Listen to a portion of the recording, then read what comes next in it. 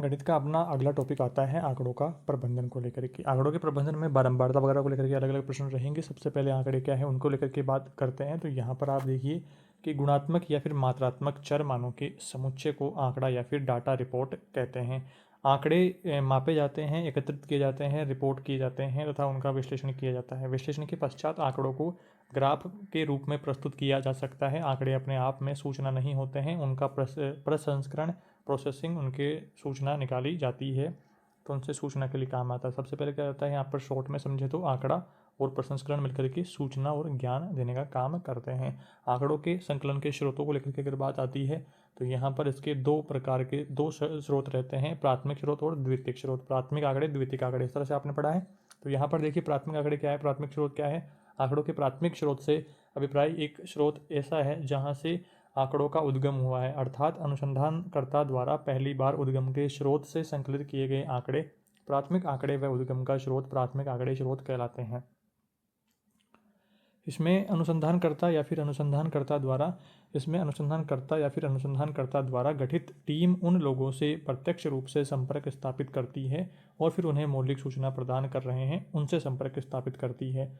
और जो द्वितीयक आंकड़े हैं इनमें क्या रहता है कि किसी उस एजेंसी या फिर संस्था से आंकड़ों को संकलन करने से है जिसने पहले से ही सांख्यिकी सर्वेक्षण द्वारा यह आंकड़े एकत्रित किए हुए हैं। आपके सांख्यिकी अध्ययन से संबंधित यह आपको सीधी फर्स्ट हैंड सूचना यहाँ पर नहीं कराते हैं, आपको यह सूचना पर ही निर्भर रहना पड़ेगा जो पहले से ही उपलब्ध है या फिर एकत्रित करी जा चुकी है। तो ये आंकड़े प्रथम और द्वितीयक आंकड़े हमने यहाँ पर देखा है। अब कुछ परिभाषाएं जो कि आपको ध्यान में रखनी है। एम.एस. ब्लेयर के अनुसार परिभाषा क्या है कि द्वितीयक आंकड़े वे हैं जो पहले से अस्तित्व में हैं और वर्तमान प्रश्नों के उत्तर में नहीं बल्कि दूसरे उद्देश्य के लिए एकत्रित किए जाते हैं। अगली परिभाषा है वेसेल के अनुसार। वेसेल ने क्या कहा कि जो आंकड़े दूसरे व्यक्तियों द्वारा एकत्रित करे जाते हैं उन्हें द्वितीयक कहा जाता है। सेक्रिस्ट ने ठीक ही कहा कि प्राथमिक और द्वितीयक आंकड़ों का अंतर केवल अवस्था का ही है। जो आंकड़े एक पक्ष के लिए प्राथमिक हैं वे दूसरे के हाथ में द्वितीयक है। इस प्रकार से ये परिभाषा हो गई है। अब हम बात करते हैं यहाँ पर बारंबारता बंटन सारणी को लेकर के भी प्रश्न महत्वपूर्ण रहता है। बारंबारता क्या है, किसी भी आंकड़ों को जितनी बार से पुनरावृत्ति हो रही है तो वो क्या कहलाएगी, बारंबारता कहलाएगी। पहले की क्लासेस में हमने यहाँ पर बात करी हुई है, पढ़ा हुआ है छोटी क्लासों में हमने। यहाँ पर आगे बात करेंगे इसको लेकर के कि इसे क्या करते हैं, एफ से डिनोट करते हैं, बारंबारता को एफ से डिनोट करते हैं। इसके बाद में मिलान चिन्ह को लेकर के बात आती है। मिलान चिन्ह को प्रदर्शित करने के लिए सर्वप्रथम सीधी व तिरछी लाइनों का प्रयोग करके व्यक्त करना ही मिलान चिन्ह कहलाता है। उदाहरण के लिए आप स्क्रीन पर देख पा रहे हैं कि मिलान चिन्ह किस प्रकार से रहते हैं। 1 2 3 तक तो सीधे रहते हैं, फिर टेढ़ी लाइन डाल करके यहाँ पर 5 लिखा जाता है। 1 2 3 4 तक तो सीधी लाइन रहेगी, 5वीं में फिर तिरछी लाइन हो जाएगी, फिर 6 में यहाँ पर फिर से 5 लाइन सीधी और यहाँ पर उसके बाद में तिरछी लाइन के साथ में। इस प्रकार से ये गिनती जो आपकी मिलान चिन्हों में रहने वाली है, बारंबारता में इसका काम रहता है। आगे तीसरे नंबर पर है परास या फिर परिसर या रेंज। तो विचर के अधिकतम व न्यूनतम मान के अंतर को ही परास कहा जाता है।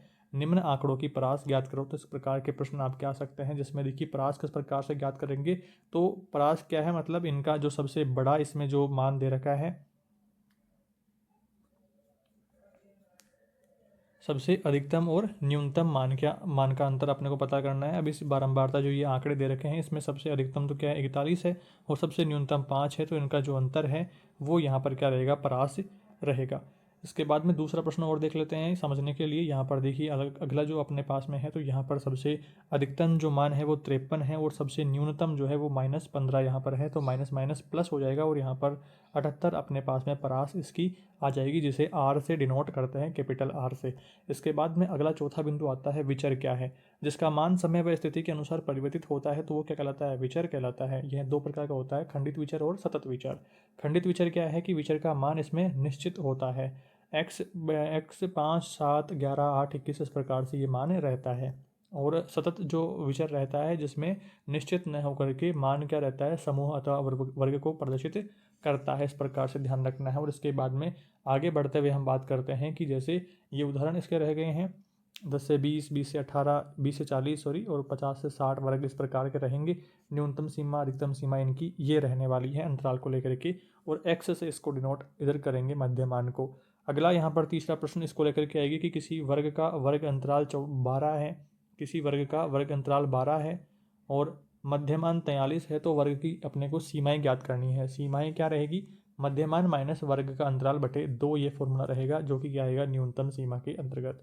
और यहाँ पर दूसरा जो फॉर्मूला रहेगा वो मध्यमान प्लस वर्ग अंतराल बटे 2, यहाँ पर क्या रहेगा, अधिकतम सीमा को लेकर के प्लस में रहेगा।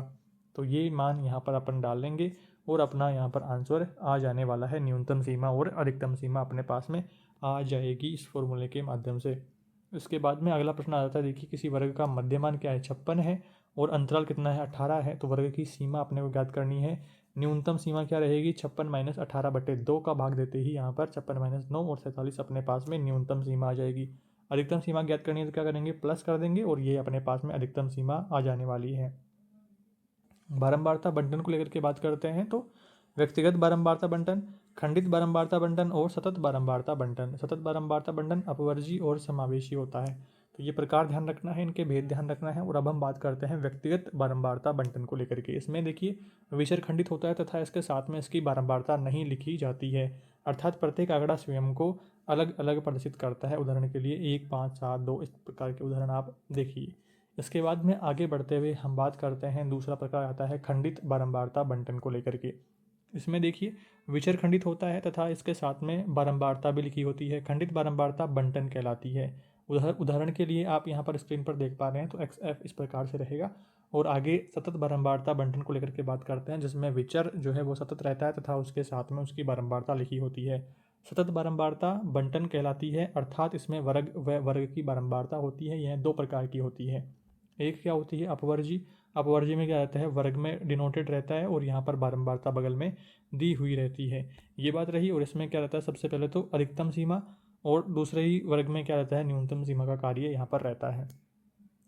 इसमें वर्ग की न्यूनतम सीमा का मान भी शामिल रहता है और अधिकतम मान अगले वर्ग में शामिल किया जाता है। इस प्रकार से ध्यान रखना है। उदाहरण के लिए आप यहाँ पर देख रहे हैं तो उदाहरण ये रहता है इसका। और समावेशी की बात करें तो समावेशी में भी इस प्रकार से ही वर्ग में डिनोटेड रहता है, जिसमें पहले वर्ग की सीमाओं का दूसरे वर्ग की सीमाओं से कोई संबंध नहीं होता है और इस वर्ग की दोनों सीमाओं का मान उसी वर्ग में शामिल किया जाता है। जैसे प्रथम वर्ग में इस प्रकार से आपको ध्यान रखना है कि 1 से बराबर x का मान या फिर 1 से बड़ा और 10 के बराबर या 10 से छोटा। और इसमें क्या रहेगा, 0 से बड़ा या 0 के बराबर और 10 से छोटा यहाँ पर रहेगा। इस प्रकार से ये दोनों प्रकार आपको ध्यान में रखने हैं। और आगे बढ़ते हुए अब हम बात करते हैं यहाँ पर प्रश्नों को लेकर के।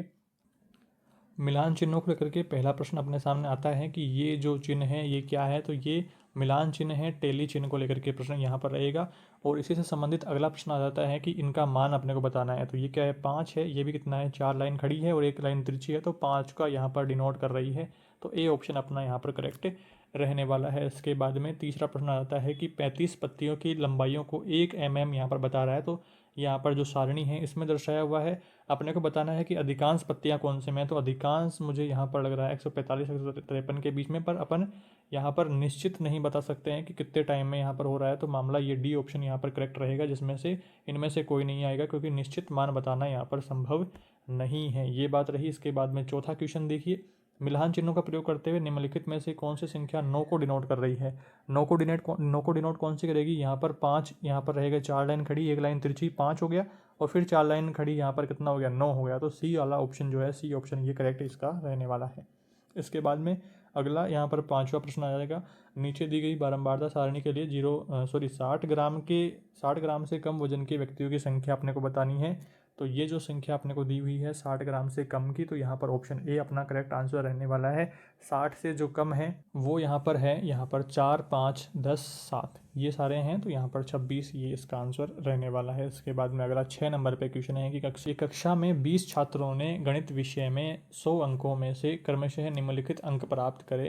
तो ये सारे अंक प्राप्त करें। उपयुक्त वर्गीकृत बारंबारता सारणी अपने को यहाँ पर बनानी है। तो बारंबारता सारणी इन छात्रों के जो अंक हैं इनको लेकर के इस प्रकार से बनेगी, 0 से 20 तक 4 बारंबारता, 20 से 40 तक 5 विद्यार्थी की बारंबारता, 40 से 60 तक 6 बालकों के लिए, और 60 से 80 के लिए 3 के लिए, और 80 से 100 के बीच में 2 के लिए। तो ये आपकी बारंबारता सारणी बनने वाली है। इसके बाद में अगला यहाँ पर 7वां क्वेश्चन रहने वाला है कि जो ये आंकड़े दिए हुए हैं इनके लिए बारंबारता बंटन सारणी अपने को बनानी है। बारंबारता बंटन सारणी कुछ इस प्रकार से ये रहेगी। इसमें क्या होता है कि यहाँ पर अपने को स्कोर सबसे पहले बताना होता है, कि ये कितने कितने अंक हैं और इसकी पुनरावृत्ति कितनी बार हो रही है। तो स्कोर क्या रहेगा यहाँ पर 7 2 3 5 ये इधर रहने वाला है, और फिर उनकी आवर्ती कितनी बार हो रही है तो वो यहाँ पर इस तरफ दूसरी तरफ एफ आपके आवर्ती वाला सेक्शन आएगा। तो ए ऑप्शन अपना करेक्ट यहाँ पर रहने वाला है। स्तंभ आरेख या दंड आरेख या बार ग्राफ क्या होता है इसमें देखिए। तो एक विमीय आकृति विमीय आरेख है, एक आयाम रहता है इसमें। इसमें स्तंभों की चौड़ाई समान होती है। इसमें स्तंभों के बीच में समान रिक्त स्थान होता है। यह खंडित बारंबारता बंटन का ग्राफीय निरूपण है।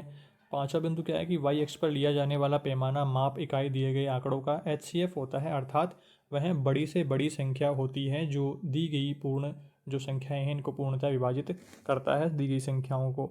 इसके बाद में अगला प्रश्न आता है कि निम्न आंकड़ों के दंड आरेख में आपको प्रदर्शित करना है। तो यहाँ पर वर्ष दिया गया है और कारों की बिक्री अपने को बताई हुई है। तो इसको दंड आरेख में अपने को इस प्रकार से प्रदर्शित करना है कि वाहनों की जो बिक्री है वो यहाँ पर दिखानी है और वर्ष अपने को यहाँ पर नीचे एक्स एक्स पर दिखाने हैं। तो इस प्रकार से ये इनकी यहाँ पर ग्राफ बनेगा। और आयताकार जो चित्र होता है वो किस प्रकार से बनता है देखिए। एक द्विविमीय ये आरेख रहता है, इसमें स्तंभ समान चौड़ाई के होते हैं किंतु उनके मध्य रिक्त स्थान नहीं होता है। आधार एक्स एक्स पर हम वर्ग अंतराल लेते हैं और वाई एक्स पर बारंबारता लेते हैं। इसमें आयतों का क्षेत्रफल संगत वर्ग की बारंबारता के समानुपाती होता है और आयत चित्र में सतत वर्गीकरण करके बारंबारता बंटन पर ग्राफीय निरूपण कर लेते हैं। तीसरा बिंदु क्या आएगा कि निम्न आंकड़ों का आयत चित्र अपने को बनाना है। तो आयत चित्र कैसे बनाएंगे, प्राप्तांक अपने को दिया हुआ है, छात्रों की संख्या दी हुई है। तो आयत चित्र बनाने के लिए ये चित्र आपकी मदद करने वाला है कि इसमें बीच में रिक्त स्थान नहीं रहता है, ये आपको समझना है। प्राप्तांक नीचे दिए हुए हैं एक्स एक्स पर और छात्रों की संख्या यहाँ पर वाई एक्स पर दे करके ये आरेख आपके बनाया हुआ है आयत चित्र। इसके बाद में तीसरा बिंदु आपके तीसरा प्रकार आता है पाई चित्र या फिर वृत्त आरेख को लेकर के। यह होता है द्विविमीय आकृति, द्विविमीय आरेख होता है ये। इसमें आंकड़ों को एक वृत्त में प्रदर्शित करते हैं और केंद्रीय कोणों का योग 360 डिग्री इसमें होता है। केंद्रीय कोण थीटा इकाई की मात्रा बटे कुल मात्रा गुणा 360 डिग्री ये रहता है इसका फॉर्मूला।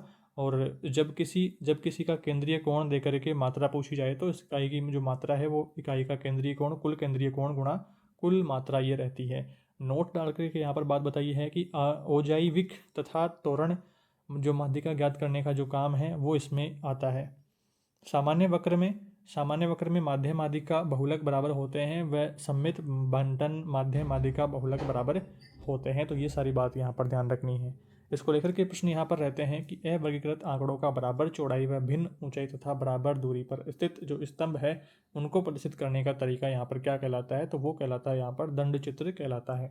आगे दूसरा क्वेश्चन इससे जो बनने वाला है आंकड़ों को लेखा चित्र द्वारा प्रदर्शित करने की वह विधि जिसमें आंकड़े उन आयतों द्वारा प्रदर्शित किए जाते हैं जिनका आधार एक्स एक्स हो और जिसके आधार पर बराबर चौड़ाई के दो जो आयत हैं चौड़ाई के हों तथा दो आयतों के बीच में छोड़ा गया स्थान बराबर हो तो वो कहलाता है सतत वर्गीकृत बारंबारता बंटन कहलाता है। ये बात रही। इसके बाद में तीसरा प्रश्न देखिए, यदि वाई एक्स पर ग्राफीय रूप से प्रदर्शित किए जाने वाले आंकड़े लाख में यहाँ पर इस प्रकार से डिनोट किए हुए हैं और इकाई को प्रदर्शित करने के लिए उपयुक्त माप स्केल कौन सा रहेगा, तो वो यहाँ पर स्केल रहने वाला है 30,000 के लिए यहाँ पर डिनोटेड रहेगा। इसके बाद में चौथा क्वेश्चन यहाँ पर आ जाता है कि सीमा द्वारा कक्षा 6 में हिंदी अंग्रेजी गणित व विज्ञान विषय में प्राप्त किए गए अंक लेखा चित्र में दर्शाए गए हैं यहाँ पर। और यदि कुल अंक 480 है, कुल अंक 480 दे रखे हैं तो यहाँ पर अपने को प्रश्नों के उत्तर देने हैं। तो यहाँ पर प्रश्न क्या है अपने सामने कि सीमा ने हिंदी विषय में कितने अंक प्राप्त करे हैं। तो हिंदी के अंक पता करने के लिए अपने को यहाँ पर क्या करना होगा, हिंदी वाले ऊपर है और नीचे यहाँ पर 360 का भाग देना है अपने को, क्योंकि वर्ताकार बात हो रही है तो वर्ताकार में यहाँ पर 360 डिग्री का कोण बन रहा है तो यहाँ पर भाग देते हुए बात करेंगे। और 480 जो कि कुल अंक अपने सामने है तो 124 इस प्रकार से अपना आ जाने वाला है।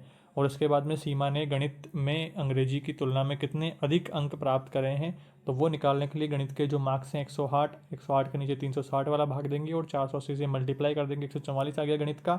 और अंग्रेजी का निकालने के लिए 72 से यहीं सेम प्रोसेस लगाएंगे तो 96 आएगा और अंतर इनका निकालेंगे, तुलना बात पूछ रहा है तो 144 में से 96 माइनस करके 48 यहाँ पर आ जाने वाले हैं आपके सामने।